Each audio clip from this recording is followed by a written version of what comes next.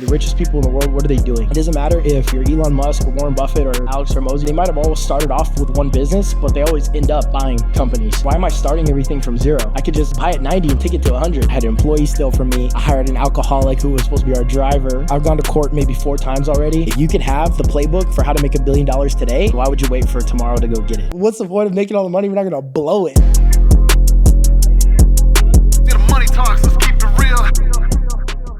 Raven Harris, my guest today. Just to give a little background on you, you served in the U.S. Air Force, but then you decided you wanted to make money. Oh yeah. Or you always wanted to make money. Yeah, That was like where you started. Your goal is 100 million before 30. Yeah, either net worth or straight cash, whichever one. And so yeah, that goal and that background brought you on this journey of buying businesses. So let's just start with what other things did you try? Why this path? Yeah, for sure. So, I mean, I guess I could drop some sauce on the military because I feel like it's not like talked about enough. Mm-hmm.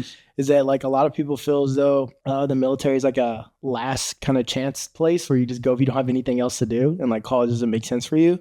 But like if you actually look at the benefits of like how military sets people up, then you actually end up coming out a lot better than people who just went to college directly out of high school. Usually because those are like the formative years when you kind of like don't really know exactly what you want to do. So if you don't know what you want to do and then you go put, you know, a couple $100,000 towards your education, and then at the end of the 4 years you realize, oh shit, I made a decision at 18 that I didn't want to be as a real adult, you know what I mean? Now that I've had a few years in like the real world, you know, to say, maybe, you know, this wasn't the best decision to go put, you know, hundreds of thousands of dollars into. So with the military, my dad, he was a Marine. And so he kind of just recommended, hey, you should go. I think, you know, all young men should go to the military. It's good. And so he kind of like instilled that same message in me. And I was like, you know, during high school, you know, I was trying everything to make money. I used to throw parties in high school. I used to sell candy. I was always recycling. Like I used to go through my neighbors' yards and I'd go and like steal all their cans and bottles just to like get some money put together. And then I'd go try to reinvest it in like whatever the next play was. So I've always been kind of like money minded, trying to figure out what the best opportunities were. But when my dad kind of told me, it was like, probably I was like 13 or 14. He was like, you know, military is probably gonna be the best route for you. And as I got older, I started realizing I did not want to go to college because it's not that I hated education. But I just didn't like being in school, you know? So school wasn't like really my thing. Like I'm a super social person, but sitting around in class was kind of like not my thing. And I know a lot of people say that, but I really do enjoy learning, just not the way they have it set up in school. So like if anyone's to ask, you know, do you still have to learn though? Is like education important? I think it's the most important thing. I still study like, you know, 2 to 3 hours every day just on like buying businesses, you know? So it's not like I'm like anti-education. Like you got to learn to sit. And, you know, school has to teach you the discipline or the military has to teach you. At some point, you got to get the discipline to just sit there and study. I'm kind of the same. I hated school. I hate being told what to do. I hate being like, here's the curriculum. Everyone does the same thing. Yeah, you know, yeah. Like it's like, and I think all schools should be different, where it should be like, you just go follow your interests, follow your passions. Right. And like everyone is not inherently lazy. Like people actually will do productive things. Yeah. But it's when they're told you have to do this. Yeah. Exactly. Being told what to do is what causes the problems. And I went to college and it was a waste of time for me. Yeah. You know? For anyone who wants to be an entrepreneur. What'd you study? Business. Yeah. But they don't teach you anything that's useful. And that's why I hate it. It's like, there's a lot of things that you have to learn in business. Right. Because how to incorporate a company, how to trademark something, how to like, you know, all those things that you just do taxes, whatever. Right. No one wants to learn, but you have to. Yeah. They should just teach that. You know, yeah. Like, here's the shitty things that you got. yeah, exactly. It's like, this might be important for you at some memorize this consumer behavior textbooks. Yeah. Like, this is printed like before social media existed. It doesn't even. Yeah, exactly. Does that even apply anymore? Yeah. Yeah, I get that. So what are some of the other things you tried before kind of getting to like, I'm going to buy businesses? All right. So yeah, I mean, I won't count the high school stuff just because I feel like everyone had to run some plays in high school to make money. But I will say that when I was throwing parties, I got one lucky break with a friend who was like, hey, it's like my birthday. I want you to throw a party for me. Like she said, you're kind of popular in school. I bet you can get a lot of people to come. And I told her, can I charge people, you know, to show up? And she was like, yeah, that's fine. You can do whatever. Just like, it's all good. And it's crazy because last minute, like literally the day before, she was like, oh, I can't throw the party anymore. My mom said that you guys can't do it at the house. And I was like, we literally told everybody. So like, it's going to look so bad that we told everyone that we're going to have this party and now we can't do it. And so me and my friends went into overdrive trying to find another house. And luckily another friend, like a girl who was on the cheerleading team, she was like, all right, I'm actually about to move houses. So my house will be completely empty this weekend. So we're like, let's throw the party there. So we changed the address and I ended up making like $2,000 that night. from cash. And so I was like, all right, this is the wave. So I just kept, after I got the money, I just flexed it on Instagram and everyone saw how much money I made. So then people started hitting me up like, yo, I've got a house. You can come to my house. Like, I'm trying to make some money. So I was like, all right, cool. So then it just kind of went on for a while. While I actually almost didn't go to the military because I was making so much money throwing parties. I was trying to decide, do I want to like go be a promoter like professionally, or do I want to like join the military still? But I had to stop because I was like, you know, do I want to be 25, 30 years old throwing, you know, parties for high schoolers and college kids? And I was like, nah, I think I'll be all right. So I changed fast. And then when I was in the military, I started investing in real estate. And that was kind of like the reason that I went is I read Rich Dad, Poor Dad, right? In the Entrepreneur's Bible. And I was really trying to figure out like, what is the best opportunity for me? And so I kept thinking, all right, real estate is what it's been taught. It's like always been real estate and stocks, right? So either you're going to buy stocks and hold, or you're going to buy real estate and just, you know, get a house, fix and flip. And so these are kind of things that I was thinking about, but I knew I wanted to have some sort of residual, you know, I wouldn't say passive because no income is passive really, but that's what I was looking for. And as time went on, after I got my first rental property, I realized that it was going to take me like 100 houses to really start making any real money, right?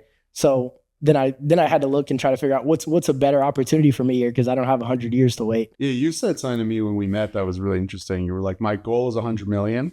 And so you kind of like, you put this end goal that's like very real and very like, I'm going to attain this, and then work backwards from that. Yeah. And then it eliminated a lot of the things that people dabble with, like Airbnbs, because you're just like, well, it's like very binary for you. It seems like if I want this goal and I do this to get there, I won't get there. And I don't want to spend 100 years. I want to find something that, you know, I need to do at this speed, basically. Right. Yeah. And that brought you to this buying businesses because you saw like, I can buy X businesses a year and I can move at this speed. That's an amazing point that like pretty much you have to work backwards from your goal. You're not going to believe the amount of people that I talk to that they always tell me like, oh, we see that you're doing great stuff and we want to like get into something, but we want to either make money, right? And I always figure out like, what is it that your end goal is? Because if you don't know where you're going, how are you supposed to get there, right? And then like, people just don't think about that. They just think like, oh, I need to take some opportunity to make money. But it's like, start with the end goal in mind. And then it doesn't really matter what you do. My first business was an auto repair shop. Did I think at 18 or 17 years old, I was going to be running an auto repair shop? It's like, no. And to me, it doesn't matter that I have an auto repair shop or a tree trimming business or metal fabrication company. At the end of the day, they all just get me closer to that goal, right? So like the goal is really what I'm searching for. It's not like the path. Because the path could be anything. A lot of times people just kind of grind, and there's, I mean, I've done this where you just like, I'm just grinding. But then if you take a step backwards, you're like, well, if I do this for 10 years, like there's a lot of things that you literally will not reach 100 million. Right. Like, there's no chance. So it's like, if that's your goal, you at least have to like do something that gives you the chance to get there. Right. Right. At that speed. Yeah. Side note, can you say how much you get paid in the military? I have no idea. Yeah. So like, I mean, when you first join the military, I think you get, I left boot camp. I was in there for like 3 months, and I think my first check was like maybe $1,500. So I was getting paid like $500 a month or something like that. And yeah, it's like if you do the math, because you work 12 hours a day and then you go to sleep, you wake up, you work again. I'm like, I was getting paid like, I don't know, $3 an hour when I first joined, something like that.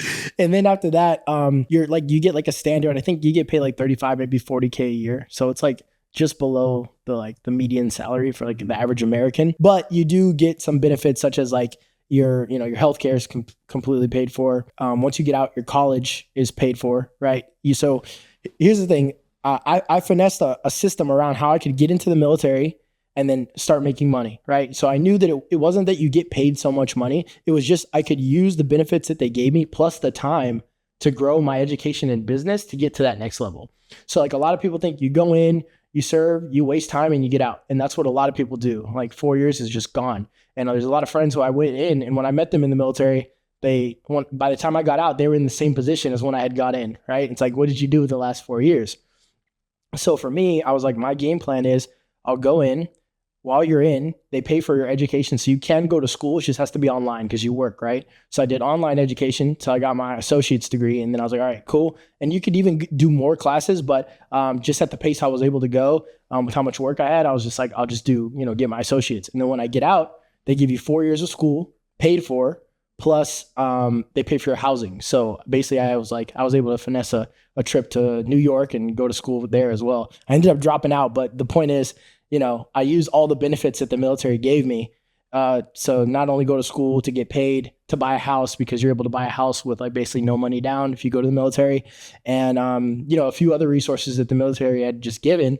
And I just set up a plan using those to get me to like the level that I am now. Yeah, that's interesting. Yeah. Okay, so I want to talk. I mean, you've told me this stuff before, but your first deal, the auto repair shop. Yeah. You decided you're going to start buying businesses. That was the first deal you did, and it went really well. Can you like just describe that whole deal? Like, why'd you pick that business? How'd you end up in that? The whole terms of the deal and stuff. And I think you're really good at explaining this stuff. So. Yeah, for sure. I appreciate it. So, like I said, I was in New York. I was going to business school, and I was talking to one of my professors, and I was telling him about this project I was working on for buying businesses, and he basically had told me that what I was planning to do was impossible. Right. And so once he told me that, I was kind of questioning, what am I doing in business school? Right. Because, I would have respected if he said it's going to be hard or it's going to take a lot of time or it's not worth it. But he told me that it was impossible. And I was like, I even say something's impossible. That just didn't make sense to me, anything's possible if you like work it out. And it's not like I was telling him I was going to cure cancer or something like that. It was just a business plan.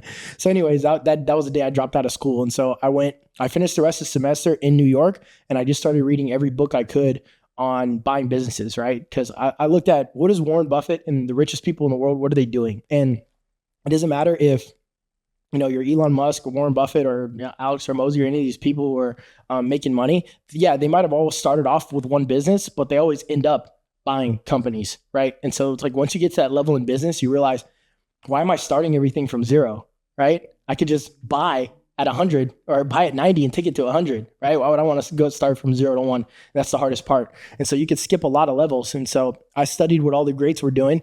I realized the game plan. I said, okay, now how can I make it my own? So I moved back to California, and I just started calling business brokers one by one. And, you can find them easily. Business brokers, you just go business brokers near me, or you go to Biz Buy Sell, the popular business buying website. And, they have all these, crappy businesses listed, but those are still business brokers. So maybe their good stuff is like, in their vaults on their computer, but they put like the weak stuff that they can't sell online. So I just went down the list and started calling all the brokers and, getting a list of brokerage websites. And within about a month and a half, I was able to find, deals that, fit my buy box. And what I mean by that is I wanted to buy a company that was basically a service-based business, because I knew if I bought a company that was service-based, like auto repair, not only can you make great money, right? But you can also build a relationship with the customers to where they keep coming back. So if you have a retail business, that's a one-off transaction, right? If I sell some sort of product, once I sell this coffee mug, it's over, right? I sell it once and the customer doesn't need another one, unless they break it and they come back 10 years later. So what's something that I can do where they keep coming back repeatedly and the business spreads through word of mouth, right? And so that was going to be something like services. And so for me, I let the criteria be open for any type of business, but I knew that it was going to be service related. And so auto repair was just kind of the first thing that came across my table, that I liked the price and I liked the size. And so what can you say about like the size of that business, how much profit it did, or anything like that you want to share, like, or how the terms of the deal? Yeah, no, for sure. Yeah, I could share it all. So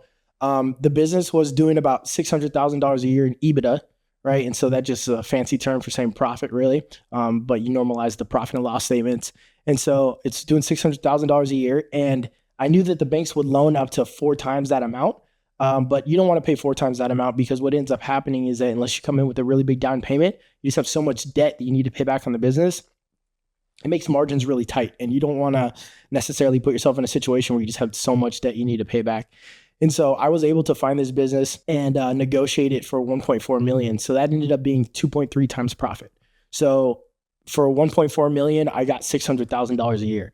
Another way of saying 2.3 times profit is also saying that in less than 2.5 years, I could pay back all the debt if I don't take any money out of the business, right? So I was able to buy that on a 10-year loan, and my debt going back to the bank is like $20K a month, and I'm able to keep the rest. So if the business is making, upwards of $60K a month, and I pay back 20, I'm left over with 40K. And that's if I don't grow the business at all. Is it SBA that those loans go through? Yeah, exactly. SBA is like the easiest and most common, and you get the cheapest down payment. So I found out that there's like a loophole in the SBA that I feel like I'm the only one who talks about.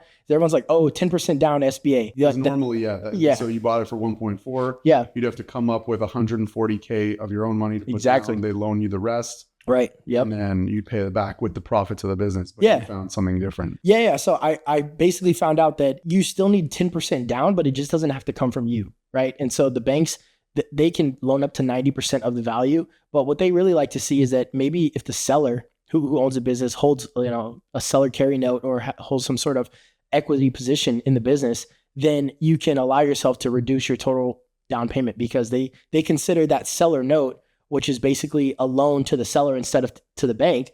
They consider that a portion of total equity. And so the bank isn't financing 100% of the deal anymore. And so a structure would look like the 95-5 rule, right? So 90% is covered by the bank, right? 5% is covered by the seller, right? Which you pay back to the seller probably over 5 years or something like that at a low interest rate, similar to a bank loan, but just not with the bank. And then 5% is your own cash. So I was able to get the first business for, I think it was like 50 to 70 G's. Wow. So yeah, you basically put down 50K to make 600K. Yeah, exactly. Yeah. That's an incredible deal. Yeah. Yeah, exactly. And when you say 600K your profit, is that like, that's like profit you can take out of the business into your own pocket, basically? Yeah, exactly. So 600K minus the debt that you pay back to the bank. So was that 40K every month, leaves you with $480,000 a year. Yeah. Yeah. That's crazy. Wow. And so how does that business work now? Like basically you took it over. Did you have to like spend a lot of time in the business and like learn that whole trade and stuff? Or? Hell yeah.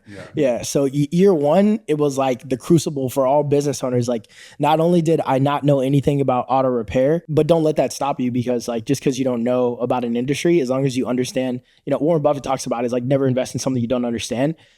And pretty much anyone can understand auto repair, right? Like the car is broken and it needs to be fixed, or it needs a basic service like an oil change. And so they come in, they get their service, they pay and they leave. That's an easy enough model for anyone to understand. Where it gets technical is actually understanding what to repair, right? But that's where you can hire good talent to come in and they step into that place, right? So either a good sales team or a good mechanics. But it took me a while to figure out what that was. But one of the ways I streamlined the process was I'm not afraid to pay for information. So either going to like training courses or seminars or getting coaching, I'm a fan of it. So I do all that stuff. And that's just kind of how I was able to speed up the process. So now I went from working basically 12 hours a day every day in year one to at the shop. Yep. So, I mean, we were closed on the weekends, but I would still go in on the weekends just to like, count the books and just get stuff done. But, I was hungry. Like, what else was I going to be doing with my time? Like, I wanted to like learn business. Right. And so, yeah, I basically figured that out, and, I'm happy for it. I'm glad it was that situation versus where like it was just all easy, because everything that could have went wrong did in this business. Like, I had employees steal from me. I hired an alcoholic who was supposed to be our driver, right? What else? I've gone to court maybe 4 times already, and that's not including the court case, which is still open with the employee who stole from me.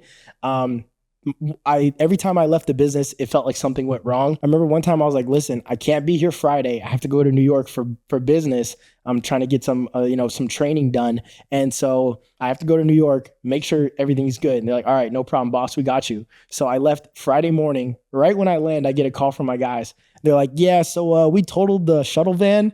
We don't we don't know what happened, but the new guy was driving and someone ran into him and it's totaled now. So the van's gone. And then insurance basically couldn't cover it because I didn't hold the note or the title to the van, because since I bought the van with the business, the banks still held it. So they were supposed to take the money and give it to me, but instead they gave it to the bank. So the money that I needed for the van. So I had to go without a van for a while. So, year one was definitely the crucible for business, but I appreciate the lessons that I had to learn. Yeah. Now, have you put people in place? Like, I know you're kind of removed from business day-to-day stuff. Yeah. Like, what did you do? Did you make any like really key hires or any strategic things? Yeah, for sure. I think there was a lot of things that I did to really get the business on point. I could talk about that pretty much all day, but number one was finding better talent, right? Finding people who actually knew the job, not just people, I could learn, I can figure it out. Honestly, at the end of the day, you just need somebody who already knows. Like, do you know how to sell? Yes or no? Do you know how to fix cars? Yes or no? Can you diagnose the problem? So once I found those guys, then I was like, all right, finally, there's a weight lifted off my back. Like, the people who are in the shop actually know what to do, right?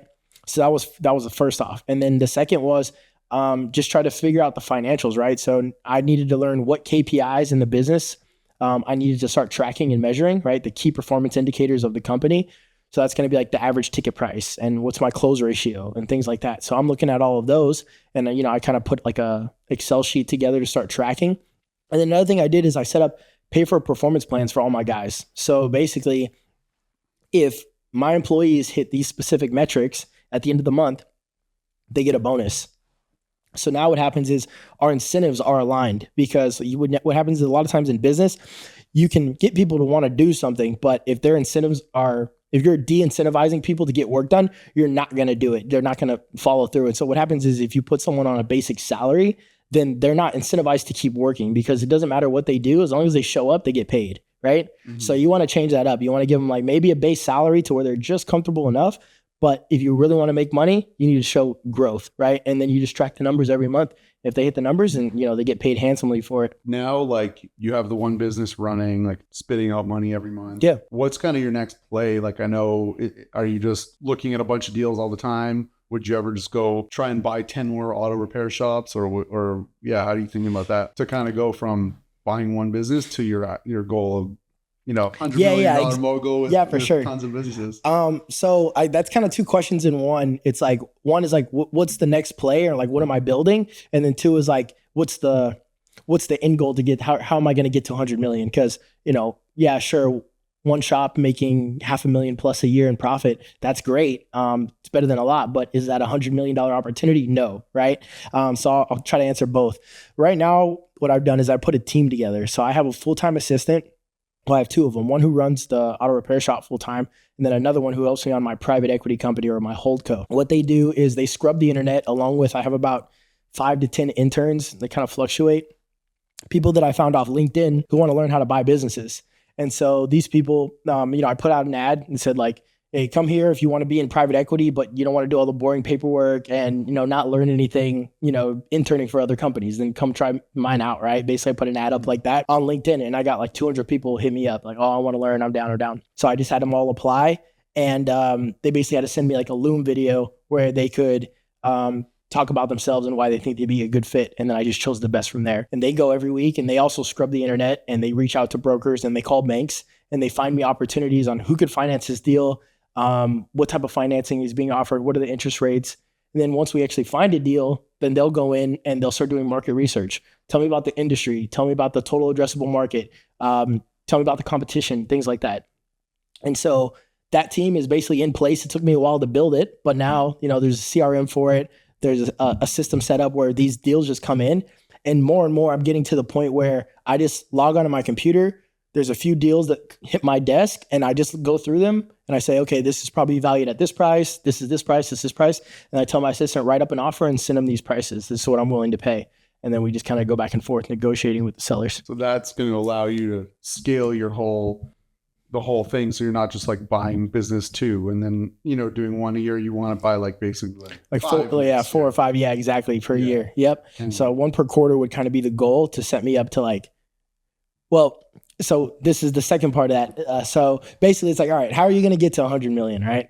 And so what happens is that as businesses grow, they do not grow linearly in value. And so what I mean by that is that for every extra dollar that you get in business under the profit of the business, you don't just make, one more dollar worth of value in the business, right? And so what happens is as your business grows and you start getting from, hundreds of thousands in profit to millions, and then, tens of millions, you actually go from, that 2.3x multiple, which I paid for the, my original business, to, multiples between 8 and 12. So let's just say 10x, right?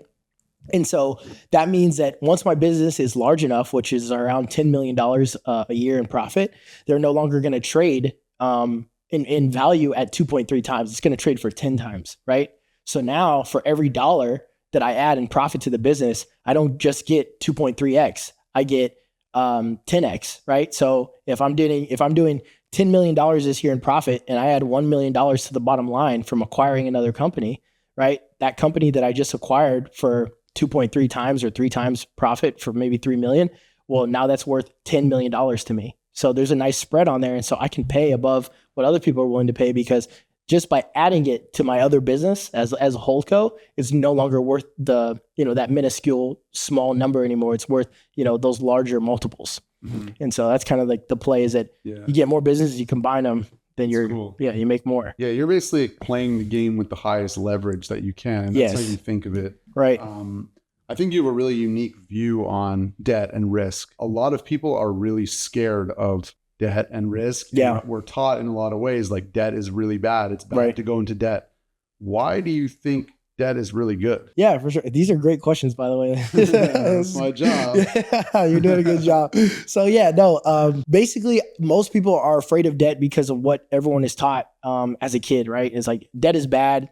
All these people across the country are in debt, or they always hear America is trillions of dollars in debt. Like we're in trouble. And so you have to understand that there's two forms of debt. There's good debt and bad debt. And good debt is debt that puts money into your pocket, preferably more than what you just took out, right? So, if I take out $100,000 and go buy, a new AP, right? Then I'm not going to get the money back on that because it's just a watch and you wear it around and, it's a cool flex, but you're not going to get any sort of residuals. Now, regardless of the fact that the watch market might increase, it's still a gamble, right? Mm-hmm.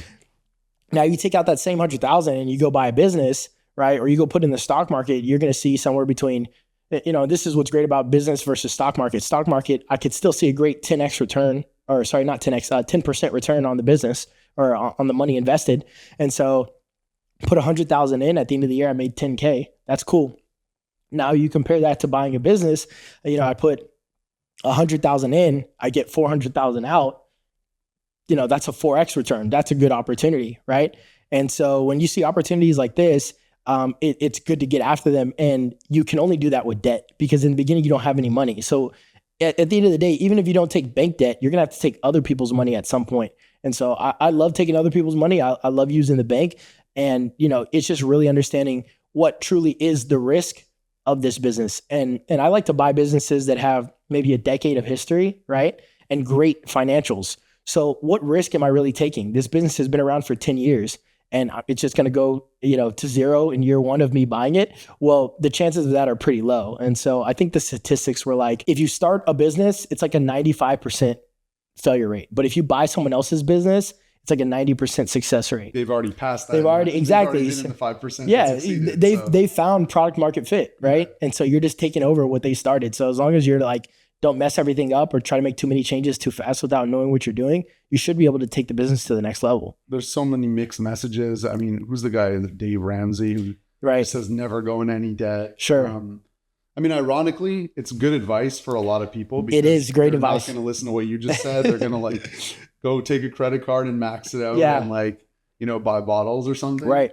Obviously that's bad. But yeah, I think I always kind of had that mentality of don't use other people's money, don't borrow, whatever. But it's the speed at which you can work and the leverage it creates. So when I see, someone like you doing what you're doing, it's really kind of mind blowing in the sense that you could take 50K and go have this thing that prints you 50K a month. Yeah. Right. Yeah. And it's the profits that are pretty sure will pay back this debt within every month. It's a cool whole mechanism. So you see a lot of guys talking about this stuff now and everyone kind of makes things sound really easy. Yeah. Oh yeah, you just go look it up, buy this business. Right. What are the misconceptions and the grind work and the stuff that you think you've given a couple of them, but that you do that makes you stand out or makes you succeed, and what can people copy from that? All right. I would say this is a great question. I think that pretty much I'm a ferocious learner, right? So that's probably going to be the number one, is that even some people might be able to, put in more hours and things like that, but I don't know if anyone's really going to outlearn me, and I think that's my thing, is that I'm obtaining and gaining new information faster than anybody that I know, right? I'm sure there might be one guy out there, but as far as I know, I'm him, And so I'm just learning at a faster pace than everybody else. And so anyone can do that. It's just how much time do you devote to study and learn and figure out. And what happens is this is what I love so much about business, is that once you just get started, then you start new opportunities just start to appear right before you. I'm sure that even in this business, when you first decided you wanted to get into podcasting,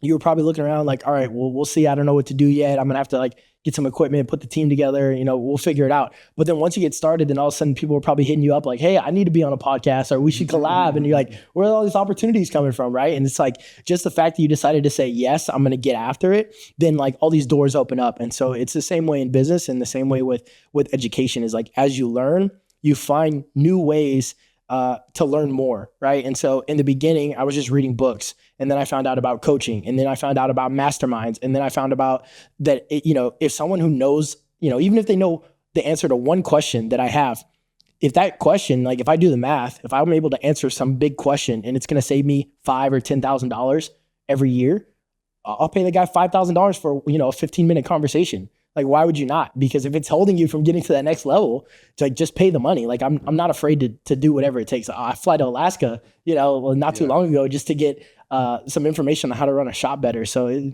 I'll do whatever it takes. Yeah. I think of it the exact same way. Yeah. And like, I really appreciate the way you think about that, because I mean, we met at a conference. We met at Andrew Wilkinson's conference, which cost thousands of dollars for a couple days. And I remember you telling me so like unemotionally, like, this is worth it because exactly that. Like, I meet one person who solves one problem for me, and then it totally returns the cost of this. And I like that you're not afraid to spend money on yourself, on learning, on coaching, on all this stuff. And then you compound, that's what I think is cool. It's like your knowledge, your network, like it all really does compound. And even though it feels scary, like to spend $20K on a coach or 20 or 10K on flights to go somewhere, it's like, you really never know, Yeah, for sure. And I also like to compare, like, all right, I would have spent, $100,000 to go to college. So how much am I spending on my education and business, which is like, it's insane. And also it's like, it's pretty direct. It's like, you spend money and you can usually see a return pretty quickly after, if you're spending it right. So I'll give you an example. I had just went to Alex Hormozi's basically not one-on-one, but like group coaching thing that he did. It was like $5,000 to go. And I had a couple questions and I figured I could go get them answered because they do a Q&A at the end. But while I was there, I made some friends who basically had this book on pricing that they got from him, right? And it kind of talks about the different ways that you can, charge customers and, still make money. And so I read through the book, or I took pictures of every page, right? And I read through the whole book on my flight home.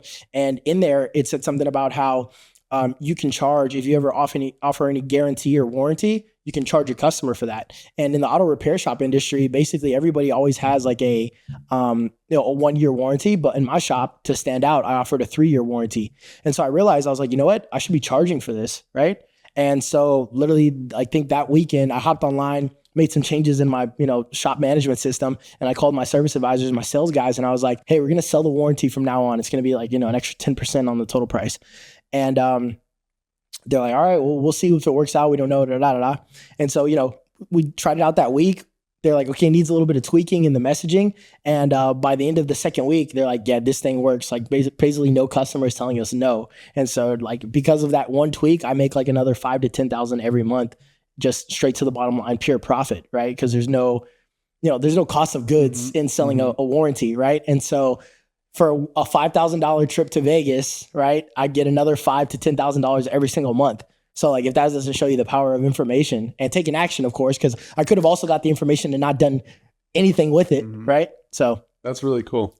What are some other things or people that you've been able to meet through some of this stuff or coaching stuff that has really helped? Honestly, the people that I meet, I feel like are like very low key. Like I meet people who I went to a Chase conference the other day, and I have a relationship with Chase Bank just because if you bank with them, you can meet the bankers. And I prefer everyone, like I would recommend that everyone does this, is that if you can ever get a banker to like who works with you and knows your account directly, it's way better than just having an account somewhere, because they're going to tell you how to manage the account, how to get the best credit cards, how to get the cheapest rates, how to set up your account for the most growth. And so I just built that relationship with my banker. I would send like a gift on Christmas and a thank you note and stuff like that, right? Because I knew the relationship was going to matter. So when the time came, I told her if there's any networking events, let me know. So she sends me to Chase, their networking event, which is like a big one. They had, who's that guy from Valuetainment? Patrick Bet-David, you know him? Yeah. So he went there and he was talking and, a few celebrities and stuff like that. So, but during there, I met actually the CPA that I use today, and a friend of his who was also in business acquisition and probably worth like 100 mil. And, those two in the network from just basically having a relationship with my banker. So, these people aren't known. They're not in the space. They don't make content or anything like that. But at the same time, like, this is a great network to have, because when I go, like to Michigan, I called him up, said, hey, you're in the manufacturing business. Can you give me some tips? He said, yeah, just give me a call. Let me know. And we talked about it, and he gave me a whole bunch of information. So you got to be willing to do stuff that doesn't have a direct return. Yeah. Like I think a lot of people are like, well, yeah, I'll spend $1,000 if I get back my 1,500 tomorrow. Like, you got to be I'm going to fly there and I might not get anything back sometimes, but just kind of have the faith that like after doing things like that for a year, 5 years, like the returns come in big ways. Right. Yeah. That's cool. Yeah, I agree. I want to talk about like your community that you're kind of building a bit. Yeah. Because you're doing content around it, infinite acquisitions. So like, yeah, what's that all about? Yeah. So I realized that in today's day and age, like information is like just so powerful and key. That was like probably a lesson that I took from my younger self, is that I realized that with the power of the iPhone, I could teach myself anything. If you ask my mom today, she'd tell you like, yeah, my son told me he's never going to go to college because he could just find everything in books. And I was like, I was right though. Right. And so I told her that when I was like 12 or something. And so, I just realized with the iPhone, you have the world's knowledge at your fingertips. And so if you're not figuring things out, it's probably because like you're not putting the effort in to go learn it. Through that, I realized that more people are going to realize that college isn't the best opportunity. And so there's got to be some other ways for people to like learn information. And right now, it's just hard to come by and like quality information. And so I decided to put together like my own group, teaching people how to buy businesses. And since I was able to do it myself and it's repeatable, and I had enough of my friends asking me about it and their friends, everyone wants to know, how are you, still in your 20s and you're not working a job like everybody else and you're traveling around the world, professional light skin, right? And I was like, hey, the thing is, I figured it all out from reading books and just studying what was on the internet. But it took me, I'd say anywhere between 3 and 5 years of like pulling information from small podcasts. And like now there's a lot more information out there. But at the time it was like, you either have to go read a book from the library, listen to a biography of how someone else made it, or watch like a few very, very, very niche podcasts on this information. And that's how I pulled all that information together to go and buy business. But now I was like, if I have a community where everything's here in one, like I could change so many people's lives if they could just follow through with it and like get a deal done. So now I meet up with the team every week. I have people coming in and out of the community where they basically post their deals and I walk them through it and I give them like tips on how to make an offer. I teach them how to buy businesses with no money down, which usually I don't like when people try to do the no money down guru stuff, because I just think what it usually ends up being is that it's just kind of a scam to me. Like money does have to be exchanged at some point, right? But I've just found being in business long enough that, especially in business acquisition, it's not how much money you have, but it's how creative you are, right? So like, for example, the deal I'm looking at in Michigan, I'm not putting any money on my own, right? And I'm actually going to make $2 million from that deal. So I'm going to profit $2 million and buy the business. And so like, how does that work? So it's a little bit complex, but the idea is that there's a business and there's a real estate attached, right? So when you're buying a business and real estate, what you can do is kind of like, you could buy a la carte or you could buy a combo meal, right? So when you go to McDonald's, right, and there's a burger and fries and a drink, you could buy the number one, and it's going to be cheaper than if you bought, a medium Coke with a medium fries and a cheeseburger, right? Like what's going to be the combo deal is cheaper. And it's the same when you look at business and real estate. So a lot of times what you can do is, I think Sam Zell, he's like a real estate investor. He talks about this types of stuff. And I think I found it through, I think I was just reading some books online about like how there's different valuations. And I realized what I could do is that if you get a valuation for the real estate and you get a valuation for the business, that separately what the value is of each, right? So when you buy them together, you buy them as a combo and you're able to get a discount on the total. So from the seller who's selling them, I buy them as a combo package. But then with the second they're traded over, or while it's still in escrow, I have another seller or another buyer come in and they buy the real estate off me, right? So because I was able to buy it for a discount, I can sell it to somebody at a higher price. And they'd rather just sell you the whole thing and be done with it. Exactly. And yeah. You're seeing it like creatively where you're like, I'm going to buy this, but then I'm going to separate this, still run the business. Still get the business, right? Because at the end of the day, I want the business. And maybe one day I'll go back and I'll buy the real estate. But as of right now, I want the cash flow. I was able to basically structure the deal where I'm able to profit $2 million from the real estate.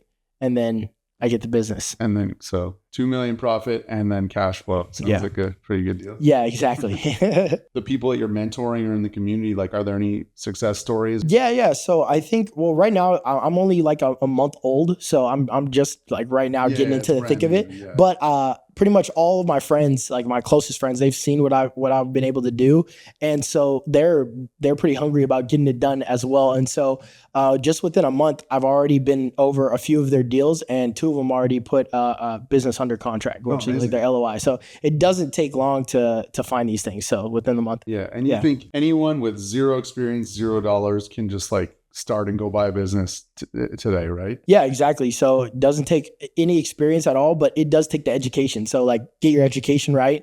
Either read the books like I did for 3 years, or join a community, or pay for a coach, or whatever it takes.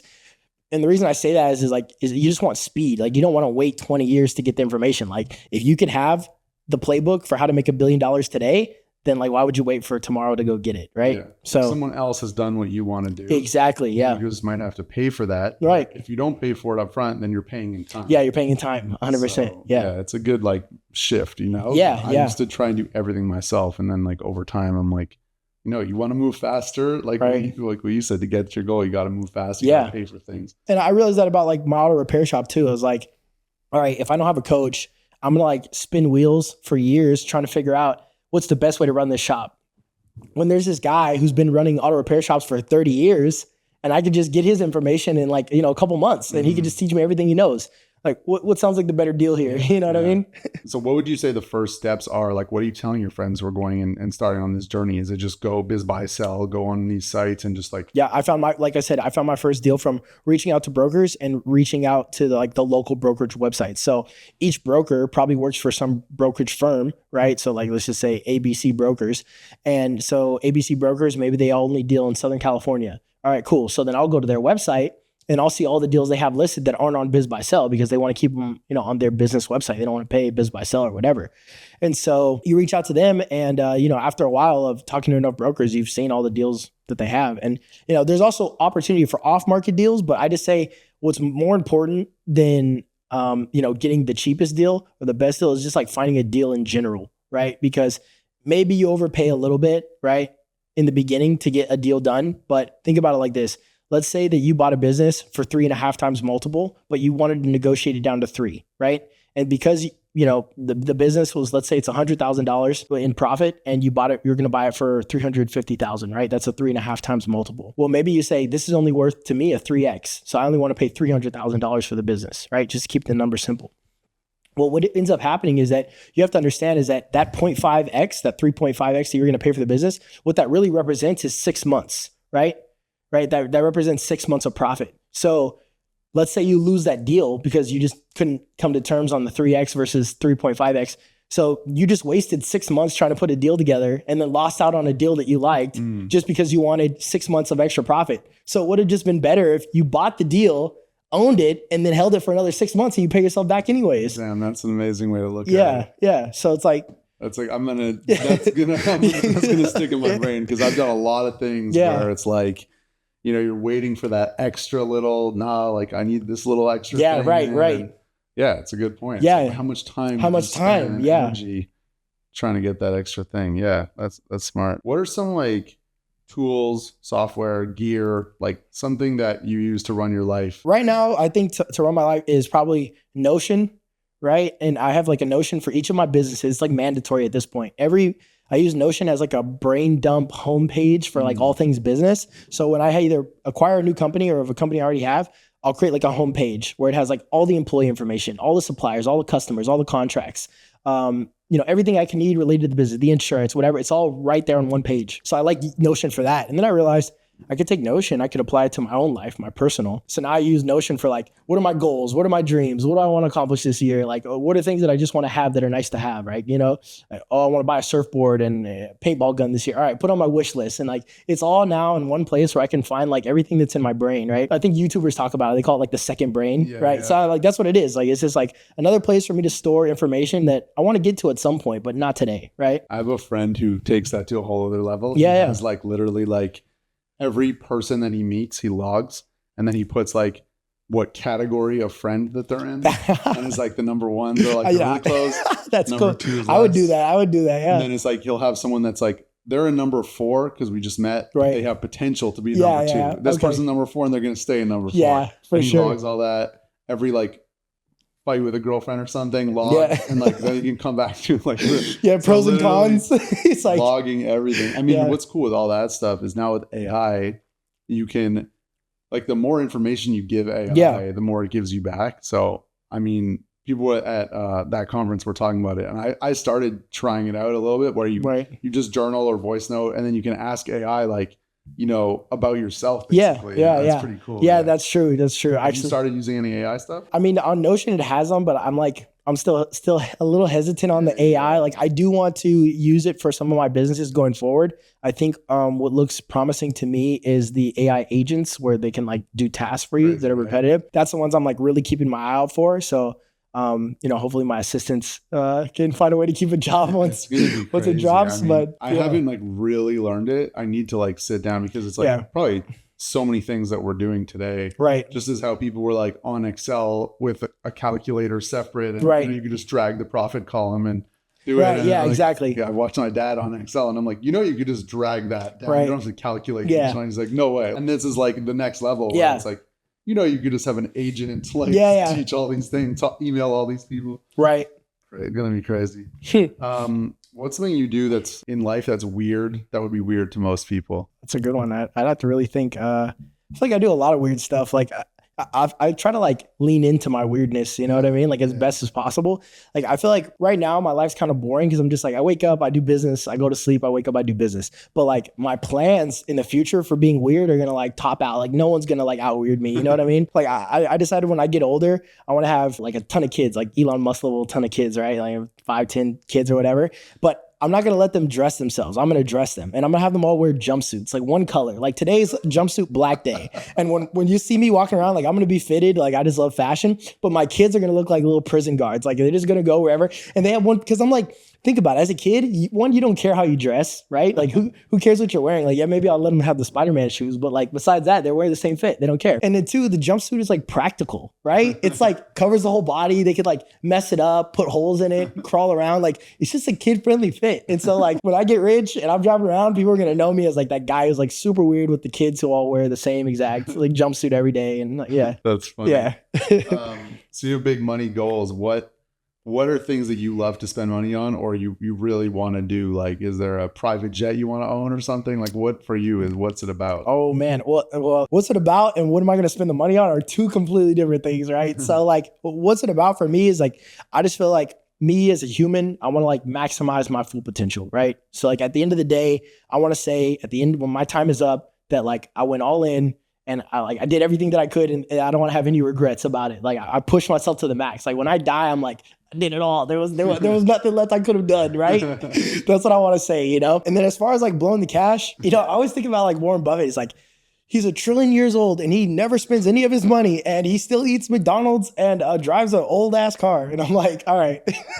That's not cool. That doesn't sound like me at all. Like, what's the point of making all the money? We're not going to blow it, right? And so, yeah, I'm definitely going to, I want to have like my own like philanthropy, like type, almost like a charity business where like I can kind of attack projects that I just think are worth attacking now. I think everyone's worried about the big stuff, but there's little things you can do here and there that like make a big impact, right? So like maybe there's a river that has a high chance of like becoming a dam in like some small town or something like that. So like you go put $10,000 to build, start building a dam and you just saved a potential accident from causing, thousands of dollars of lives or something like that. So something like that. And then the second is like, yeah, for sure. I think the jet is like definitely up there on top of the list only because the jet saves time.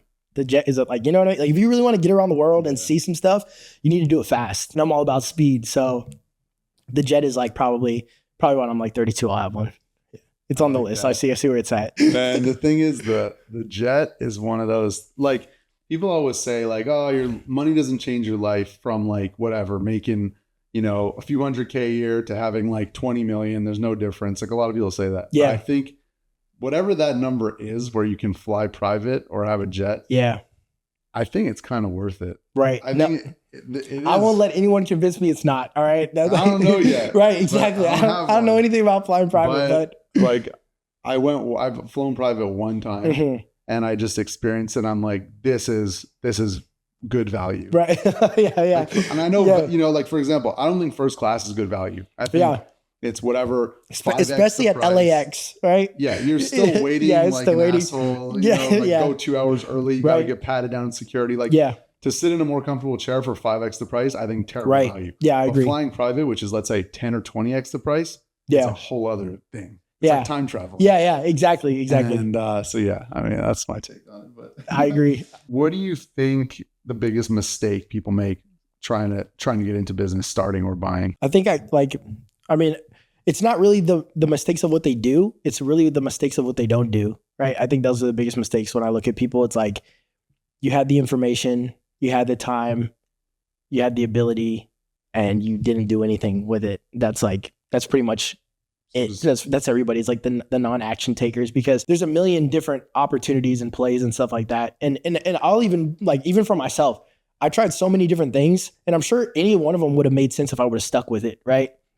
Like maybe I would have been the best a piano player if I didn't quit after my first whatever. Well, I've never been a piano player, but it makes sense. But at the same time, I remember when I came home from New York after I dropped out of college, I came back home to California. I moved back into my parents' house and I told them, hey, I'm gonna be living here, but like, you're not gonna see me. I'm just gonna be upstairs in my room, like working. Right. And so like, I made the decision in my head. I was like, I could go to school. I could go move out. I could do any of this stuff, but I was like, I'm just gonna live cheap upstairs in my parents' room and just grind it out. And I was like, no matter what, I'm going to buy a business. I'm going to buy a business or I'm going to die, right? That's what I told myself. I'm going to buy a business or I'm going to die, and that's all that and I'm not going to give myself a second job or any comfort or any ability to do anything else except for this.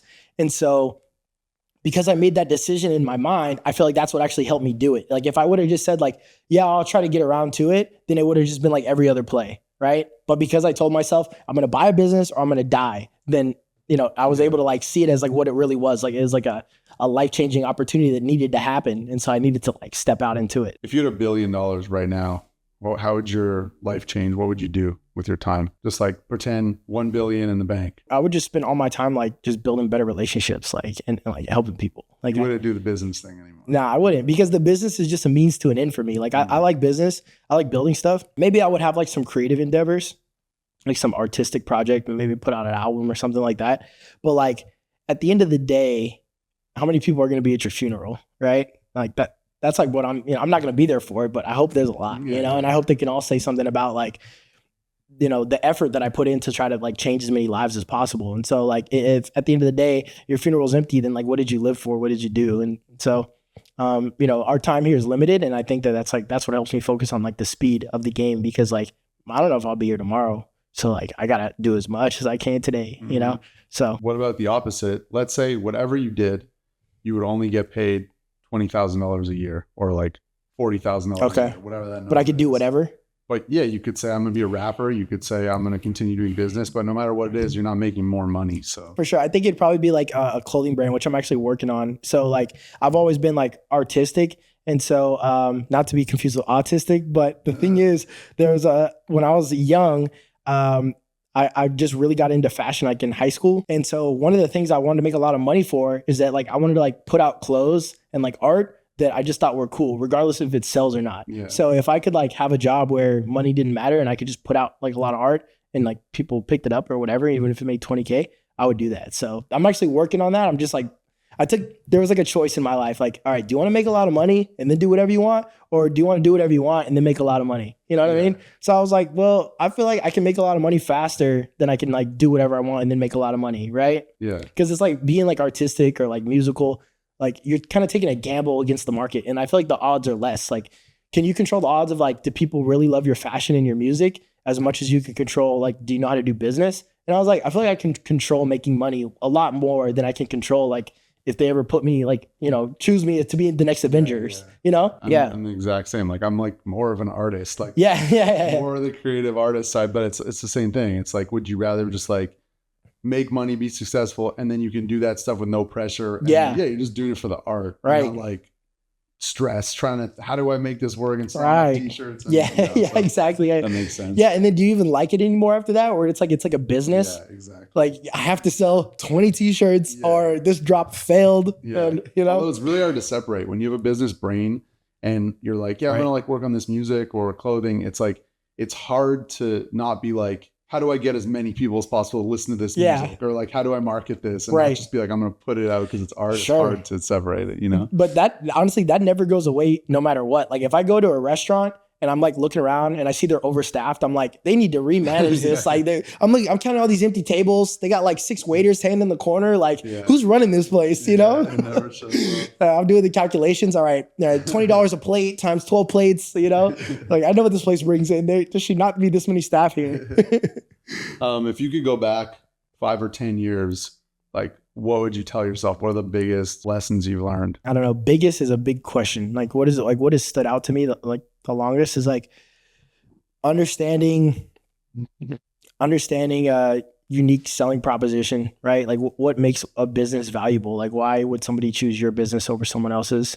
I also think that building a good team, I know everyone talks about building a good team, but like the A players are like so much more valuable than everybody else. Like you can never undervalue an A player, right? Like it doesn't work. Like you're trying to save some money on an A player, but you have to look at the opportunity cost of hiring a B or C player, right? And, you know, like I said, everyone talks about it. Everyone knows like, hey, would you rather hire the worst employee ever or the best? Like you're going to say the best. But in actuality, what does that look like?